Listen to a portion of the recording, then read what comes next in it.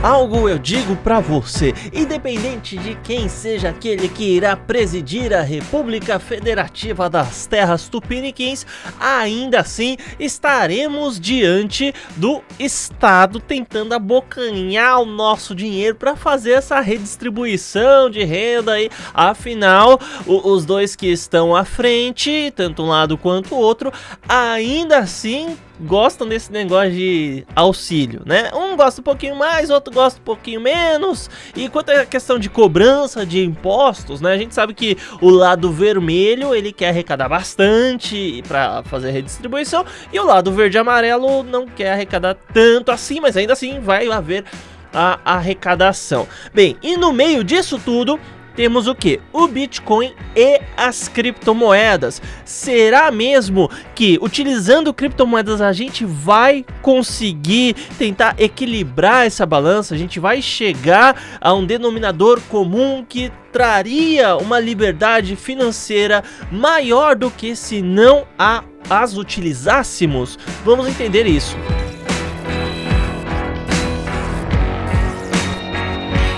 Olá pessoal, aqui é o Marcos Eduardo, sejam bem-vindos ao meu canal. Desde já te convido a se inscrever e ativar o sino das notificações para ficar sempre por dentro de tudo que acontece. Deixa aquele like maravilhoso para você dizer para essa plataforma que esse vídeo aqui é algo de extrema relevância para você, e assim você também me ajuda pra caramba. E o primeiro link que estará na descrição é o da Binance, essa que é a maior corretora de criptomoedas do mundo, e usando o meu link para cadastrar-se você terá um total de 15% de desconto em todas as taxas de trade. E o segundo link é referente a um robô de operações, trabalha com API na Binance e várias outras corretoras. Não sabe o que é API, não sabe o que é Binance, não sabe o que é robô também? Acesse esse segundo link que você vai entender tudo perfeitamente. Tendo dito isso, vamos aí ao vídeo.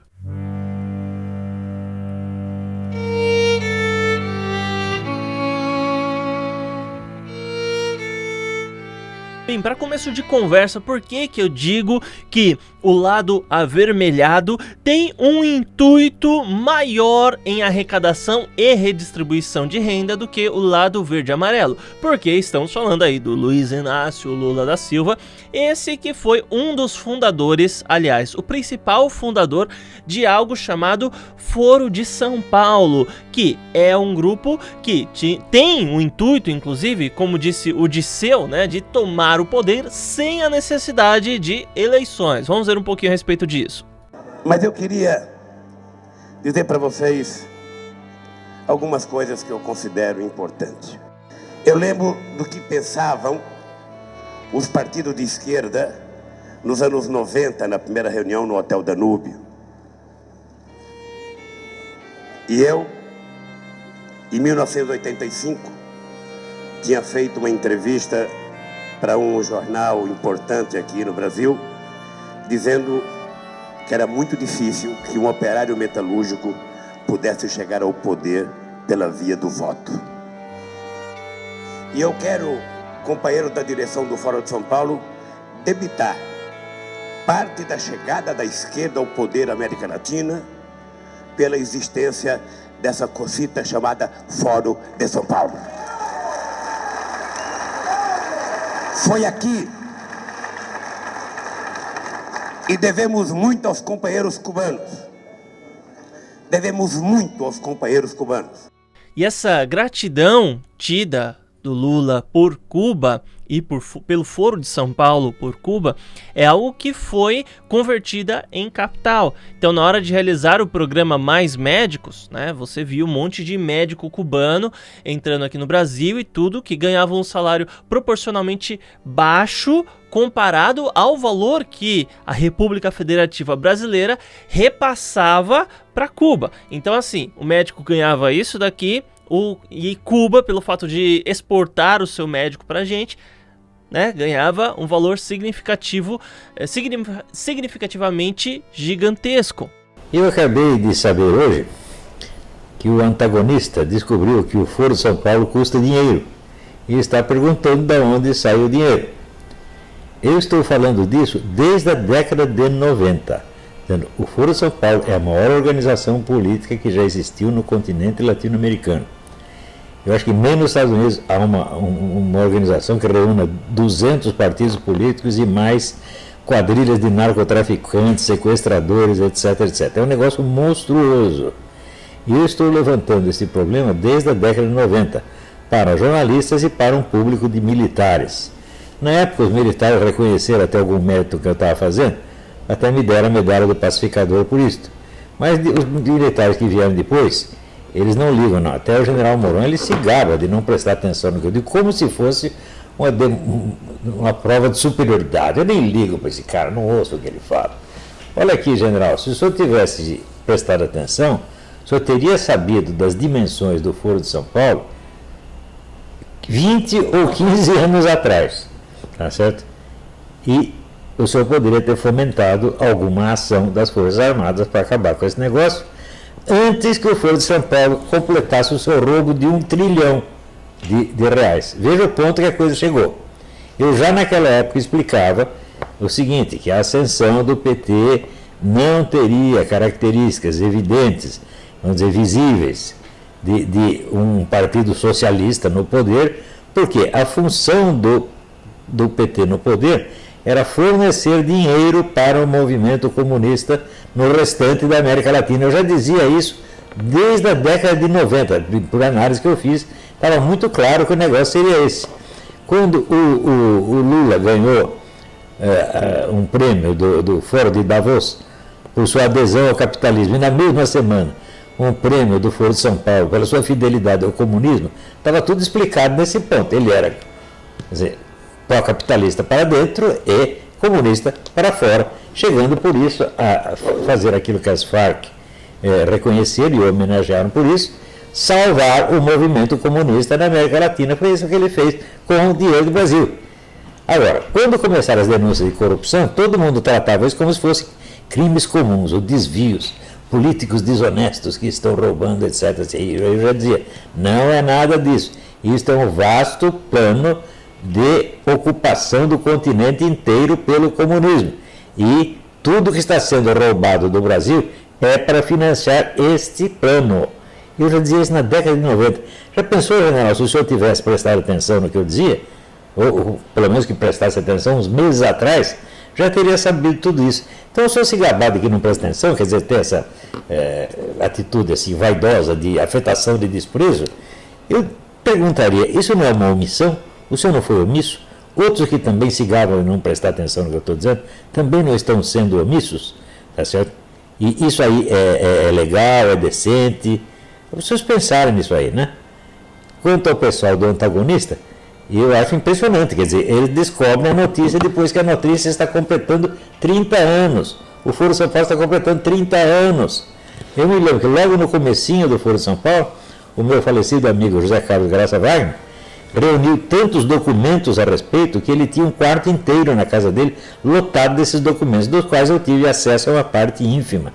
Mas essa parte ínfima já foi suficiente para eu entender a dimensão da coisa e prever tudo o que o PT ia fazer no poder, inclusive esta obra-prima de corrupção, a maior roubalheira que já houve na história da política mundial.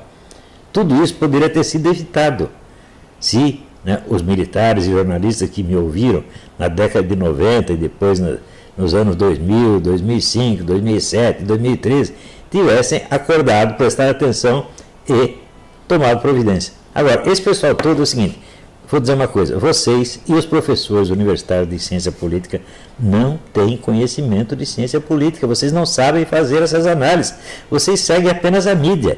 É aquele negócio daquele coronel que eu discuti no clube militar, o senhor leu tal livro a respeito, o senhor leu tal outro? Não. Onde o senhor se informa? Eu li o jornal. Ler jornal é modo de informação assim, de empregada doméstica, meu filho, né? de caixeiro de supermercado, não de profissionais da segurança, não de profissionais da ciência política. Como é que vão aprender isso? E esses jornalistas, então, eles são muito vaidosinhos também. Eles fingem desprezo, tá certo? Há um sujeito que lhes inspira um tremendo complexo de inferioridade. Eles não aguentam isso, então tem que fingir desprezo. É tudo coisa de criança. E eu fico espantado de ver homens de 40, 50, 60 anos ter essas atitudes infantis, ainda que em prejuízo do país. Então aí, general Mourão, o senhor não se gabe de não prestar atenção no que eu estou dizendo, né? Porque isso aí não demonstra muita inteligência da sua parte, tá?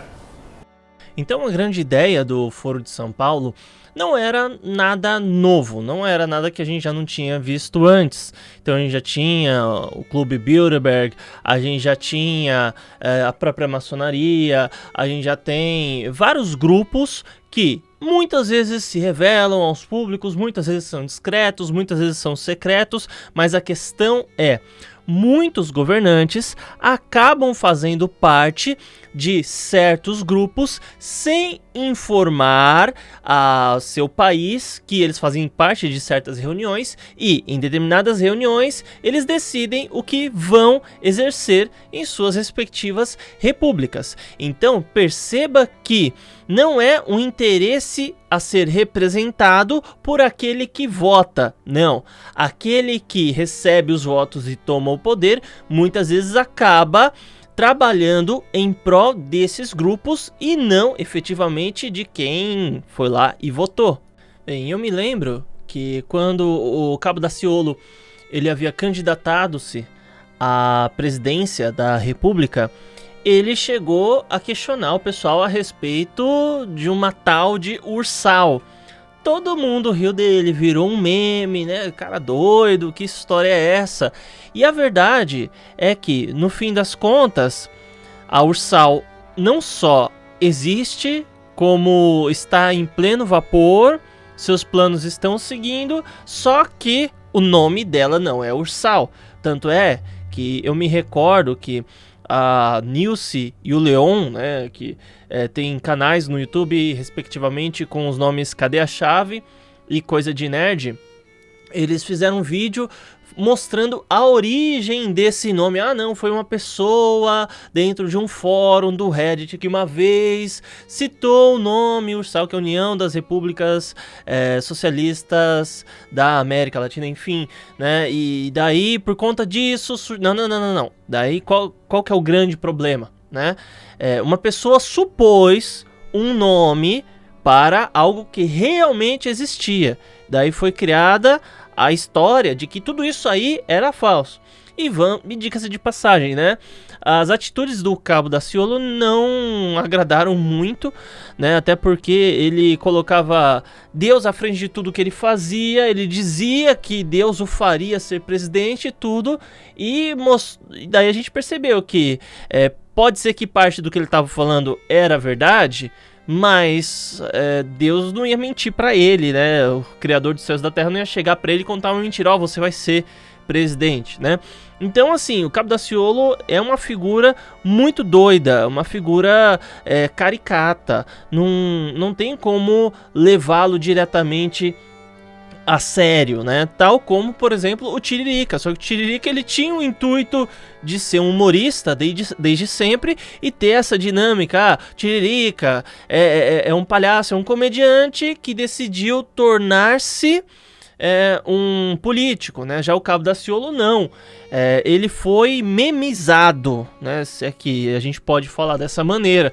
Ele foi transformado em um meme. Era alguém que queria falar de forma séria e acabou tornando-se de forma caricata. Daí, no fim das contas, o Cabo Daciolo acabou ainda integrando-se ao partido do Ciro Gomes, que era o mesmo partido do Ciro Gomes que, diga-se de passagem, é a pessoa que durante um debate ele questionou a respeito da Ursal. Então, assim, esse nome tá errado, tá? O nome Ursal, mas esse conceito existe, a gente sabe que ele existe. Bem, mas agora, e o Bolsonaro, né? Tem fotos aí do Bolsonaro junto com o pessoal da maçonaria, enfim, que história é essa, né? Bom, a questão do Bolsonaro é a seguinte, na verdade, a questão de todo presidente quando o presidente ele consegue chegar ao cargo de presidência, enfim, ele recebe de presente um grau alto da maçonaria, ou no mínimo ele já deve ser um maçom. Então, uma coisa ou outra, não tem como ser algo diferente disso. Ou então, no mínimo, o seu vice ele tem que ser maçom, tá? É assim que a coisa funciona, não é nada diferente disso. E como mulheres não conseguem chegar a graus altos da maçonaria, não pelo fato delas não terem capacidade, mas pelo fato que não existem graus altos dedicados a elas, tá? Eu posso estar errado nisso, esse não é um assunto que eu tenho me especializado, então se você quiser me corrigir, coloca aí nos comentários a correção desse ponto, mas a minha suposição quanto a esse caso é esse, então ou é o vice ou é o presidente. No caso do Bolsonaro, o Mourão sim é maçom, e o Bolsonaro declarou que ele apenas foi visitar, tá? E eu acredito que sim, e eu acredito que todo presidente, todo político, prefeito, governador e presidente, principalmente, assim que eles ganham, eles recebem uma intimada para ir lá visitar. E assim, o presidente que, levou uma... Não vou nem falar o nome do presidente aqui. Lá nos Estados Unidos, ele levou um pipoco na cabeça no dia da sua posse, né? Ele tava lá no carro, dando tchauzinho com a esposa, pimba na cabeça. Foi justamente o presidente que disse, olha, em meu governo não vai ter gente dentro de sociedade secreta, discreta. Eu quero tudo de forma transparente. Não vai... Tomou um pipoco. E várias pessoas da família dele, se não me engano, mais 2 irmãos também tomaram pipoco, porque disse, olha, não vai ter gente... E era uma espécie de briga da família deles com essas tais sociedades aí. Então, o foro não está muito diferente do que a gente já conhece hoje. Mas a questão é, o foro é uma organização gigantesca. A gente não tem nada parecido com ele. Talvez a maçonaria seja, mas ainda assim, gente, a maçonaria é quase como igreja evangélica, né? Se você vai na Assembleia, é de um jeito. Se você vai na Batista, é outro jeito, é outra coisa, outro comando ali, né? E não tem um padrão específico. Então você tem vários ritos e alguns templos, ou aliás, algumas lojas ainda podem ter alguns métodos específicos de trabalho ali. Então a gente não tem como definir exatamente que a maçonaria domina o mundo. Eles estão em tudo, mas ainda assim eles não têm uma coligação sempre direta um com o outro. Já o foro é um negócio muito bem organizado. E entre Lula, Bolsonaro, enfim, os dois são a favor da presença do Estado. A diferença é que quando a gente fala do Luiz Inácio, por exemplo, a gente vê que existe aí um país que tem mais dinheiro ajudando outros monetariamente menos favorecidos. Então não é só o povo brasileiro pagando impostos para sustentar a si mesmos.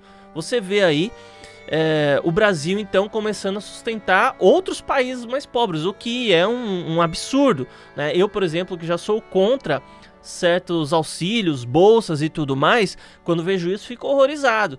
Poxa, eu já sou contra você...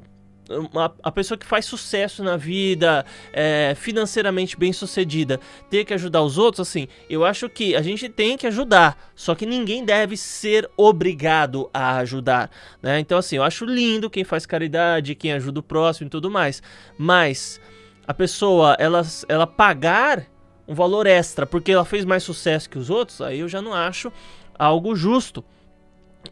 A gente simplesmente tá punindo a pessoa por ser monetariamente bem sucedida. Basicamente isso. Outro ponto que devemos levar em consideração é que a direita não é o oposto da esquerda. São dois lados da mesma moeda. Então, a esquerda vai querer um domínio maior do Estado e a direita vai querer um domínio menor. Então, a gente meio que tem que escolher aí entre pepino e chuchu.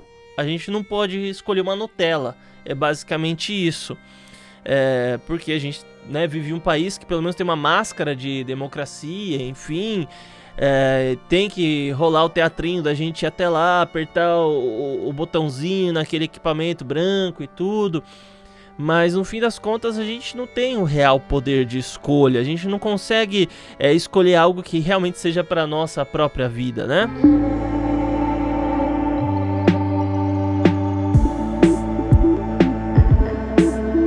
Bom, então se eu disse para vocês que a direita não é necessariamente o oposto da esquerda, o que vem a ser o chamado oposto da esquerda? É algo que, infelizmente, não é muito popular, mas é conhecido como libertarianismo, tá? Então, para você entender necessariamente o libertarianismo, ele ele funciona em cima de uma única regra, que é a propriedade privada. Isso se você considerar, inclusive, que o seu corpo e a sua vida é sua propriedade privada. Claro, e a gente não tá nem entrando no mérito, tá? A nossa alma, na verdade, pertence ao Criador dos céus e da terra e tudo. Bom, até então tá sob sua responsabilidade, sendo seu ou não, tá sob sua responsabilidade, e nessa terra a gente considera que seja seu.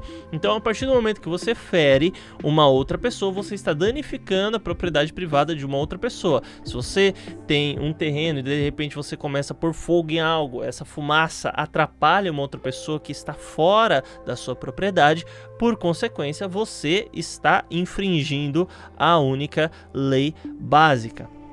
Bom, e claro que a gente não tem como alcançar a esquerda absoluta, a utopia de todos serem iguais e tudo mais, obviamente. A gente não tem como trabalhar com o pleno libertarianismo também funcionando. Todos os esquemas, sejam políticos, ideológicos, a sua excelência é sempre algo utópico. Então o que a gente faz é sempre se aproximar de um ponto ou outro. E nisso é que de fato entram as criptomoedas.